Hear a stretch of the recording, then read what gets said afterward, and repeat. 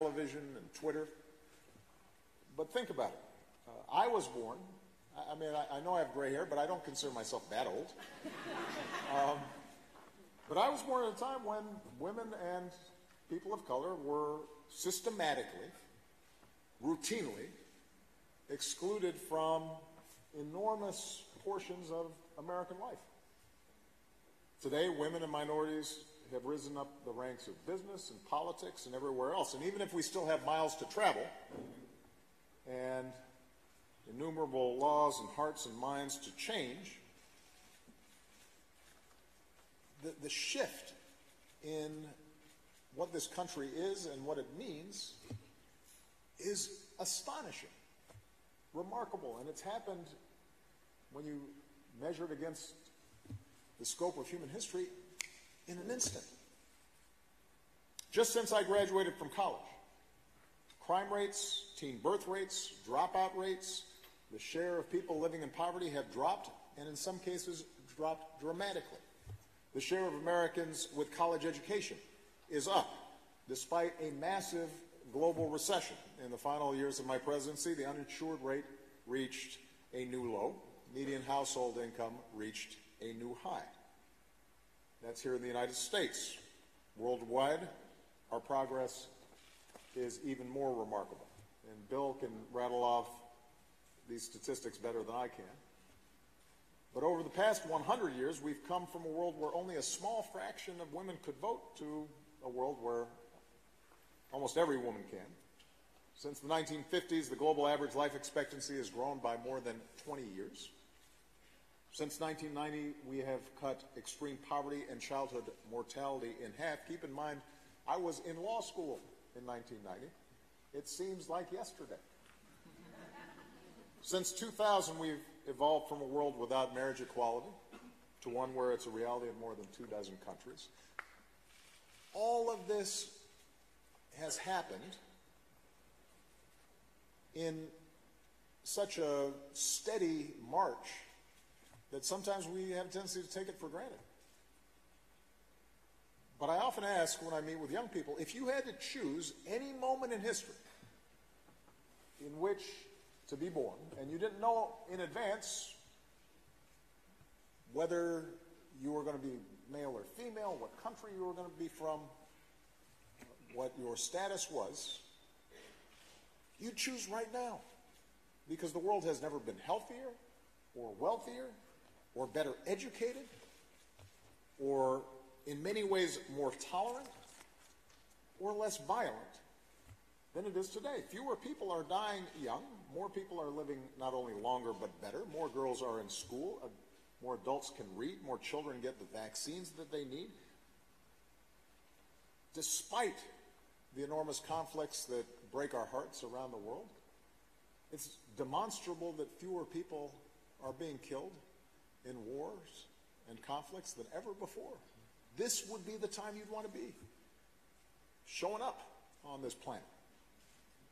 And these trends are real. They do not make us complacent, but they should spur us to action because it shows, despite the naysayers and the cynicism, that in fact change can happen. They're not the result of mysterious forces of chance. They happen because countless people, like you, toiling for many years, chose to make this progress. Some, like Bill and Melinda, have enormous wealth and influence. Others, like Justin Trudeau, who I know addressed you earlier, have formal political offices. But the majority of people who made these advances were citizens, doctors, nurses, entrepreneurs, clergy, moms, community leaders, activists, union leaders, who mobilized and organized and voted and innovated and pushed for change. And by the way, they knew at every step of the way that they would not get everything they wanted as fast as they wanted. They knew that progress required struggle and perseverance and discipline and faith. They knew that sometimes for every 2 steps forward, you'll take a step back. But they made things better. and this is something I always had to emphasize to my staff when I was president, better is good.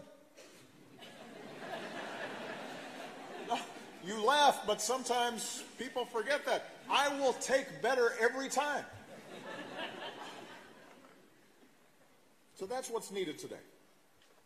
The engagement of everyone who wants to see a better future for our children.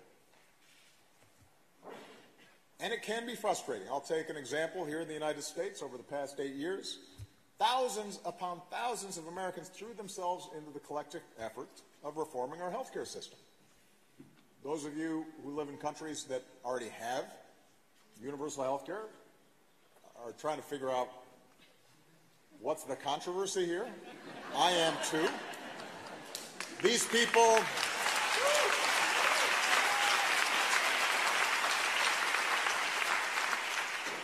but you know, the folks who did the work, it wasn't just policy wonks, it wasn't just politicians. It was moms and dads, people who had the experience of a sick child or crushing medical bills that threatened to bankrupt them.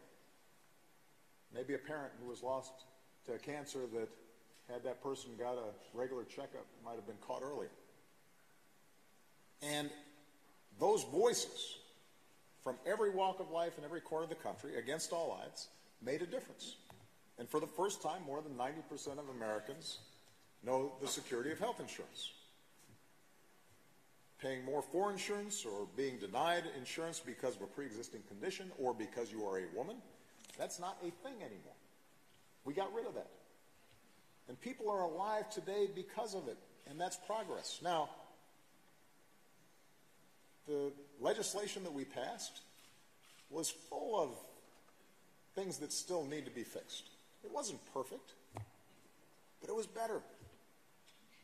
And so when I see people trying to undo that hard-won progress for the 50th or 60th time, with bills that would raise costs or reduce coverage, or roll back protections for older Americans or people with pre-existing conditions, the cancer survivor, the expecting mom, or the child with autism or asthma, for whom coverage once again would be almost unattainable, it is aggravating.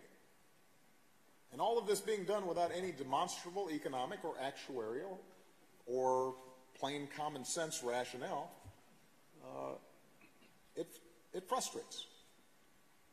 And it's certainly frustrating to have to mobilize every couple of months to keep our leaders from inflicting real human suffering on our constituents. But typically that's how progress is won and how progress is maintained on every issue.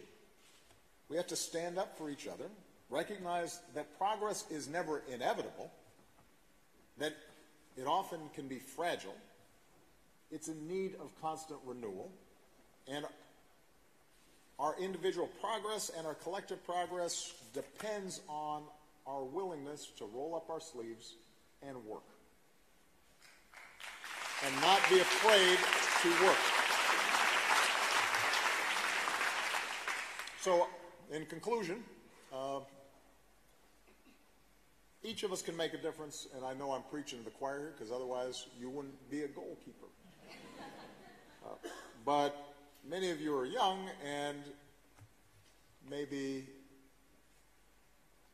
have only seen forward momentum and may not have seen backward momentum yet. Many of you may confront hurdles and roadblocks and disappointments in the future. And when that happens, that's the test.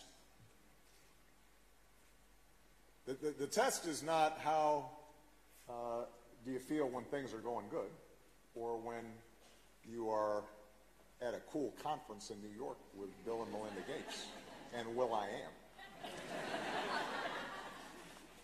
Right? The test is when you're in the field and you're on the ground and you are doing work and people are resisting or misunderstanding or purposely undermining efforts that you know can make a difference. And how do you respond to that? And what I'm suggesting here today is that your response has to be to reject cynicism and reject pessimism and push forward with a certain infectious and relentless optimism. Not blind optimism, not one that ignores the scale and the scope of challenges, but that hard-earned optimism that's rooted in the stories of very real progress that have occurred throughout human history.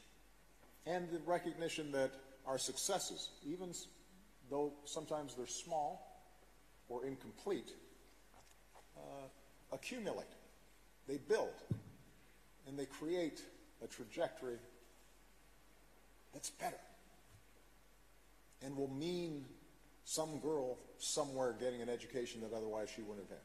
That'll mean some farmer being able to cultivate a crop to feed his family and, if enough of them do it, feed a nation. That's what you're fighting for at every moment. Because each new generation stands on the successes of the previous generation. It's like a relay race that we're running. Each generation reaches up, standing on that previous generation, and bends that arc of history in the direction of more freedom and more opportunity and more justice. That's why I spend so much time, when I was president, convening young leaders on every continent that I visited. That's why in my post-presidency, my emphasis is going to be on training the next generation of leaders to take their own crack at changing the world through the Obama Foundation, which will be based in Chicago, but will have projects and programs and digital networks all across the globe. And I'm hoping I get a chance to work with some of you because I have great faith in you, just as I know Bill and Melinda have great faith in you. And I'm certain that if you keep pushing forward, then America and the world are going to be just fine. Thank you very much.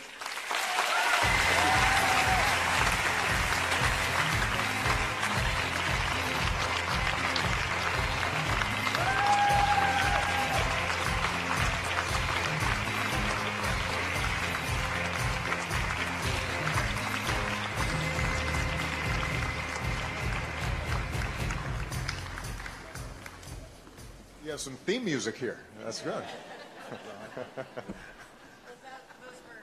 Those were incredibly inspiring remarks, I think, for all of us. And she's using one of the things that strikes me in the conversations we've had in this room today, as you know earlier, as you said, Prime Minister Justin Trudeau was here. I said it when I came back here, Bill. And, I said it when I came back here. you know, he started with youth movements in his own country and rose to be the Prime Minister. You started with as a community organizer and rose to be president. You understand the power of moving people along, even people who aren't necessarily on your bus when you start.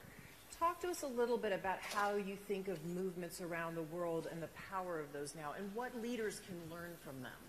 Well, I'd make a couple of observations. Number one is that most big change, most human progress is driven by young people who don't know any better and figure, why can't we do something different? Old people get comfortable or cranky or protective of their status or set in their ways. There's a reason why, if you look at, for example, here in the United States, the civil rights movement, the leaders of those movements were in their 20s. Dr. King was 26 when he started, 39 when he was killed. And if you canvass the world, oftentimes that is the impetus. People asking in ways that I think are familiar to many, not why not, but or not why, but why not?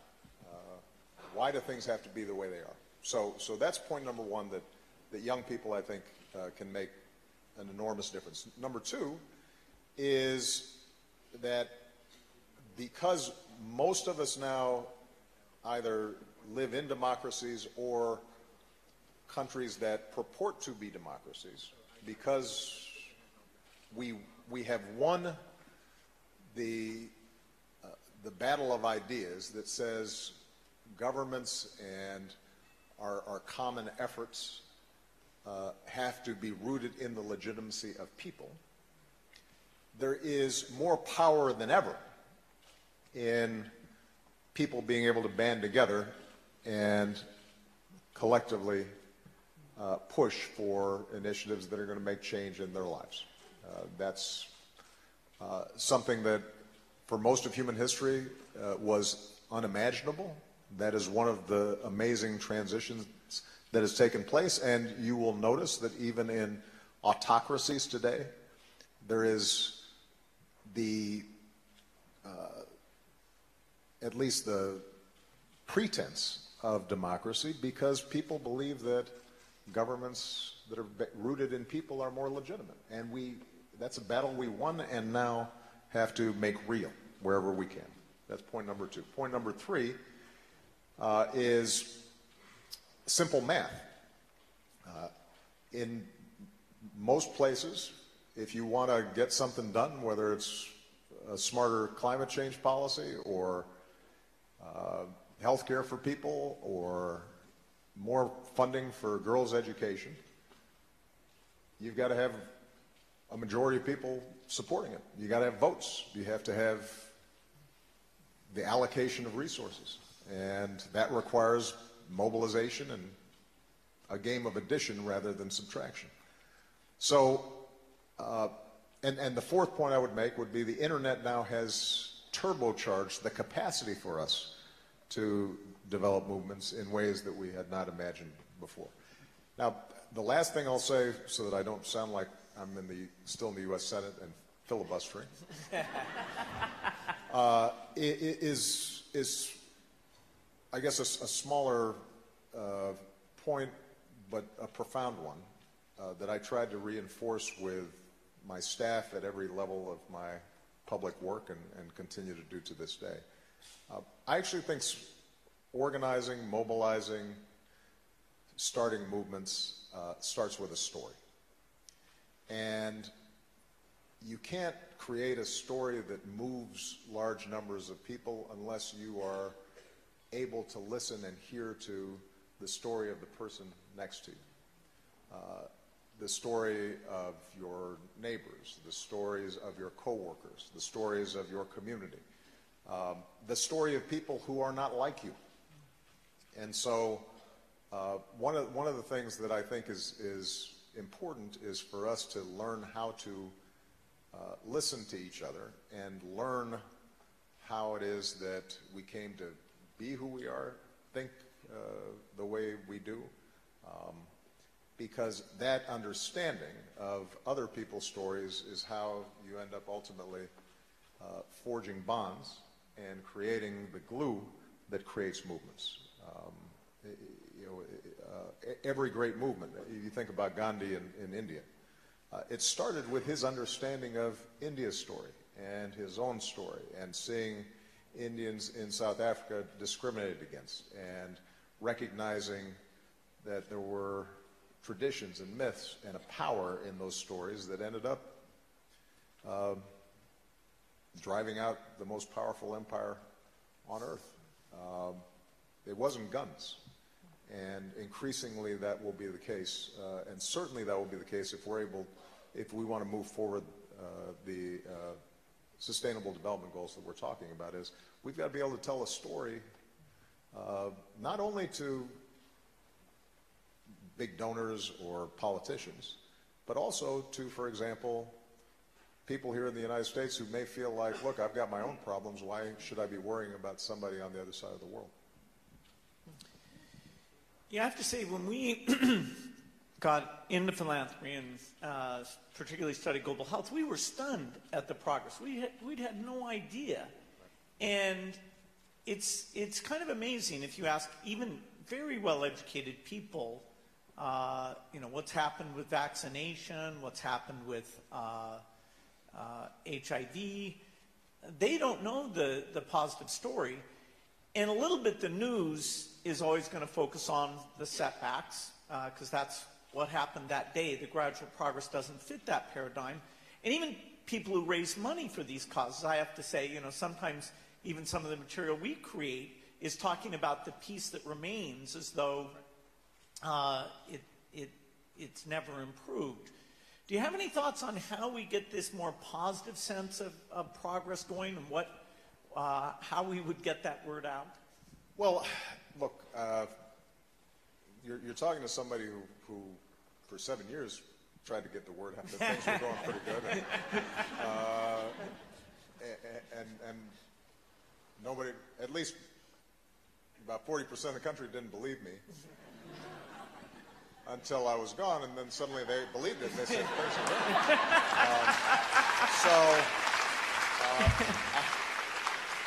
so with that caveat, I'd make a couple observations. One, you're right, Bill. There is the nature of the media, and maybe just the human brain, is to fasten on what's wrong, not on what's right. And I'm not sure we're going to be able to change that, right? Visual displays of a fire are much more interesting than just a building sitting there. And so the fire is going to make the news. The building sitting there nicely and people are walking their dogs in front of it and stuff, that will not make the news. So I don't think that we can count on conventional media necessarily to spread the word. This is, though, where the power of the internet has not, I think, been harnessed the way it needs to be, particularly when we think about young people and young audiences. Malia and Sasha consume information differently than I do. And I think that those of us who've been involved with policy work are still putting out these reports with pie charts and this and that, and that's not interesting to them. But stories and visual representations of progress can go viral. There's a hunger for it. It's just that we don't systematically think about it. And so I think when the three of us were talking a while back, I mentioned that one of the areas that I'm deeply interested in is how do we build sort of a digital platform whereby people can go to find out what's happening that is moving the progress on issues and then activates them. Because I heard somebody, I think maybe Trevor, saying an important point. I'm very interested in how online communities can move offline. How this incredible power to convene through hashtags and tweets and this and that and the other eventually leads to people meeting each other and talking to each other. And I think that we have not fully tapped that as a way of spreading the word about progress that has been made. I also think it is important for us to put some friendly pressure on leaders to tell good stories and to make sure that we don't that we aren't so rigid in our partisanship or ideologies that we are not willing to acknowledge and share when somebody who might be of a different political persuasion has done something really good, even if it runs contrary to our short-term political interests. I mean, I always used to say, as big as the differences were between me and my predecessor, George W. Bush, that what his administration initiated with PEPFAR was a singularly important achievement that we needed to sustain and build on. And I didn't think that somehow detracted from me to say that somebody from another political party did something really smart and really good and deserved credit for it. And I feel as if these days, within our political circles, that's a hard thing for people to bring themselves to do.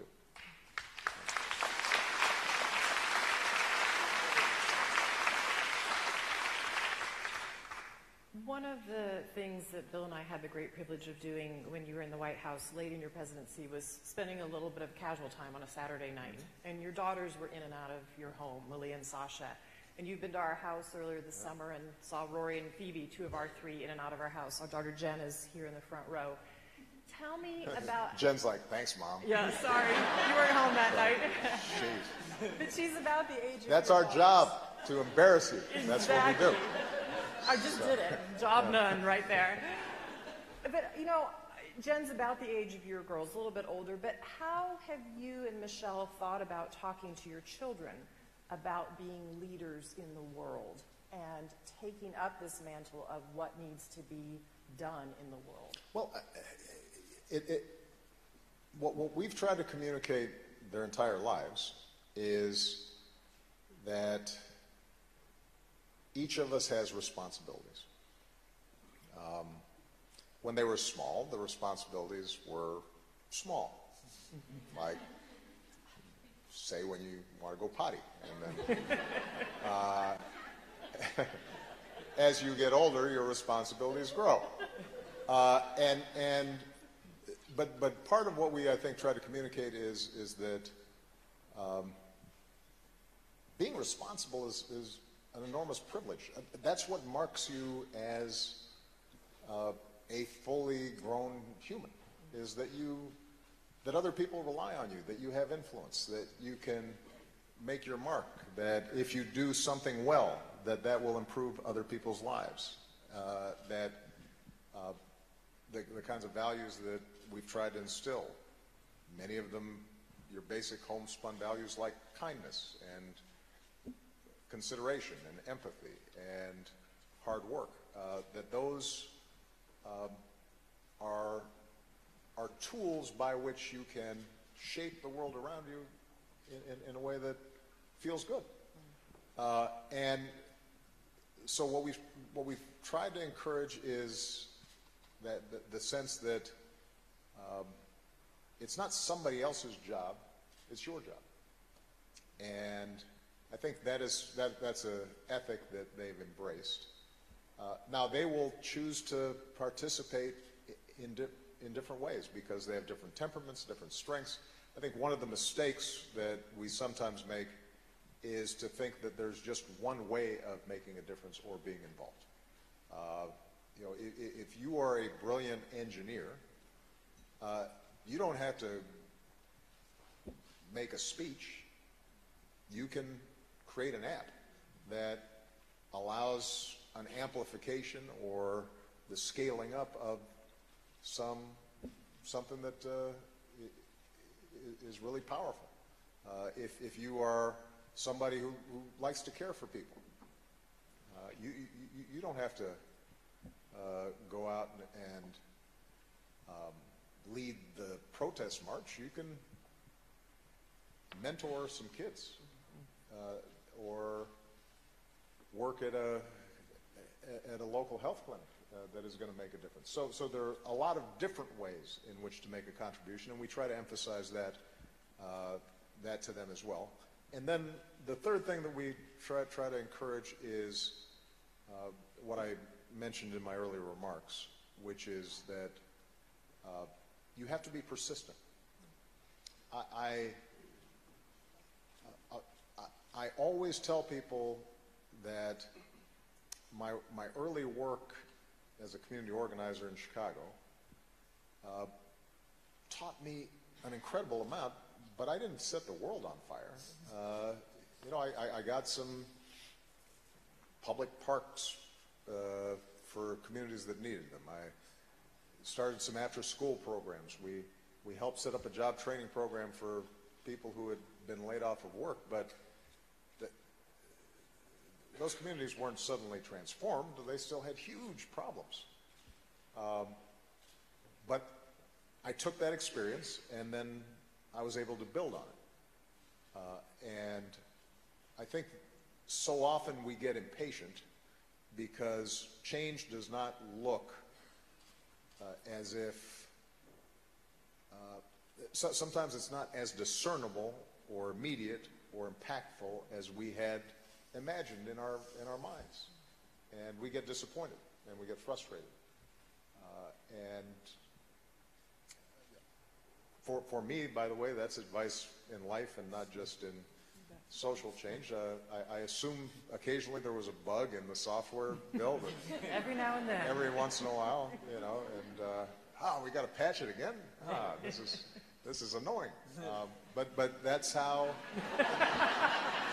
That's how Differently than that. I wasn't known for my patience. I didn't hear, oh darn.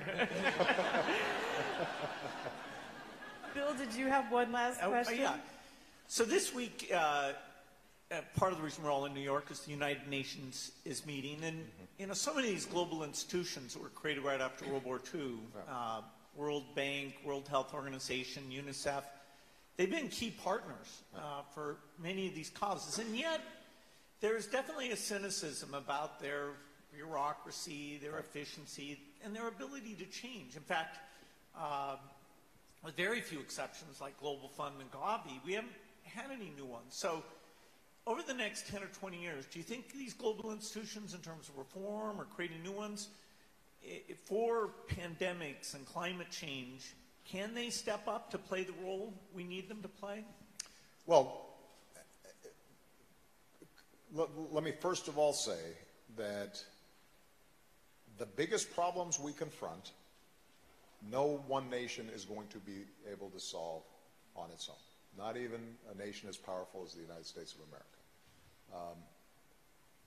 There are times during my presidency where I was attacked for not claiming that we could go on our own, as if that was an expression of weakness. No, I believe that the United States is, in fact, an indispensable nation, and that many of the initiatives and much of the progress that we've made could not have been done unless we underwrote those efforts. And I'll use as an example our handling of Ebola, which in retrospect, I think a lot of historians would argue was one of the, if not the most effective emergency public health intervention in history. We had to create the architecture and the infrastructure and send our military in to create runways where the Chinese could then land planes to deliver goods. And we had to provide guarantees to the Europeans so that if they sent health workers, they could feel some assurance that they could be medevaced out if they got infected. So I take great pride in what the United States can do, but if we're talking about climate change or global migration spurred on by drought or famine or ethnic conflicts, we're not going to be able to solve those things by ourselves. And as you indicated, Bill, if we get an airborne pandemic, unlike a slow-moving, disease that's difficult to transmit like Ebola, if we haven't built ahead of time some structures to deal with this, millions of people could be adversely impacted. So number one, you have to start with the premise and believe that multilateral institutions and efforts are important. And you don't have to cede all your sovereignty, or it doesn't make you less patriotic to believe that. You just have to have some sense and read. So that's point number one. Point number two is that, in fact, there are problems with existing multilateral institutions. Not surprisingly, they were designed post-World War II for the most part, and they couldn't have anticipated everything that's happened. There is bureaucracy and inertia and resistance to reform. So it is important for every country, every leader, to be honest about the need for reform and not simply think narrowly about, well, I want to keep certain numbers of slots or votes or this or that. At least on many of the issues where there shouldn't be a big ideological controversy. Look, reforming the Security Council, that's something that goes to core geopolitical interests and is a huge, difficult, and perhaps unachievable goal anytime soon. On the other hand, making sure that the WHO works well and that we have a sufficient security trigger when a pandemic or something else happens, that is achievable. And it shouldn't be controversial. It's just a matter of digging in and getting the work done. When it comes to girls' education, there may be cultural resistance in some places to actually getting it done, but generally speaking, there aren't that many folks who will explicitly say, I'm sorry, we don't want to educate our girls and women. As a practical matter, you may see that in certain countries, but at the level of our multilateral institutions, there should be a broad consensus. And so what I would hope for is that we come up with concrete plans in those areas, oftentimes with respect to the Sustainable Development Goals, are areas where there is a consensus on at least the aims, if not always the means. And think about how can we improve delivery systems, how can we improve their operations on a day-to-day basis. But ultimately, the last point I would make, that requires leaders to feel as if it matters and is important. That in turn requires the public think that it matters and is important, because unfortunately what you discover is that most politicians and elected leaders are followers and not leaders. They're called leaders, but most of the time they follow. They see what do their constituencies care about, and they respond. And one of the biggest challenges that we've had is that, and I speak most intimately about the United States, the general public responds with enormous generosity when they see a specific story of a child who's hungry, or somebody who's been stricken by a flood. But when it comes to just a general knowledge or interest in development funding, not only do they not know much, but they oftentimes have a negative reaction, because their view is, we've got a lot of needs here at home, why are we sending money overseas? Sadly, it is one of the only areas where Democrats and Republicans agree in the United States is on foreign aid. And repeatedly you've seen public opinion surveys where people wildly overestimate what we spend on foreign aid. They think 25% of the federal budget is going to foreign aid and helping people other than folks in their towns and their communities. So the need for public education in the ways we talked about, that promote, that tell a good story, that point out that this is actually a bargain,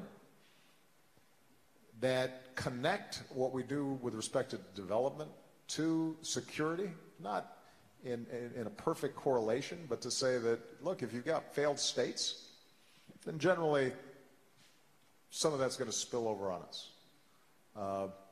If you have economies that are failing, ironically, if you are concerned about immigration and mass migration, it's really a good investment to make countries work so that people can eat, because then it's not like they're dying to get on a dinghy and float across an ocean if the country where they were born and they loved was functioning. So thinking about ways in which we describe this both as an economic imperative, a environmental imperative, a security imperative.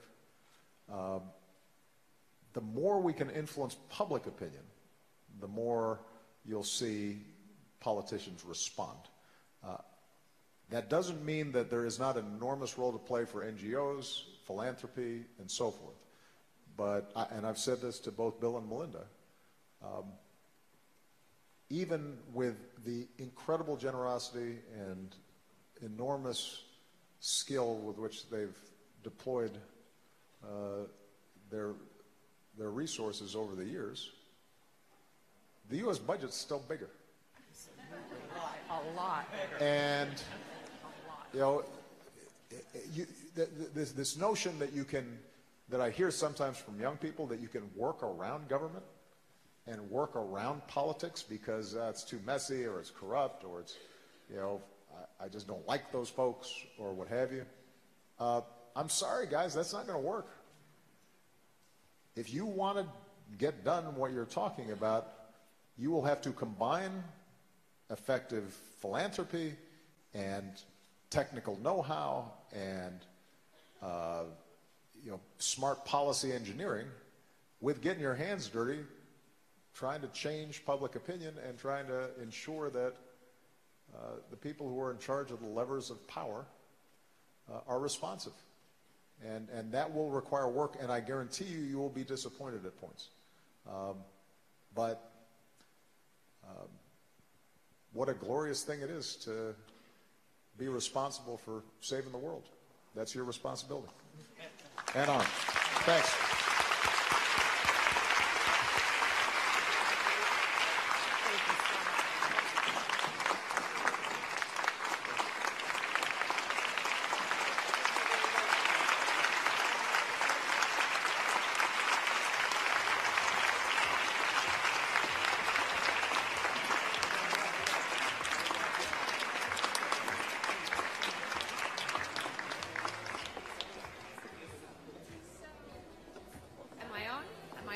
You can hear me.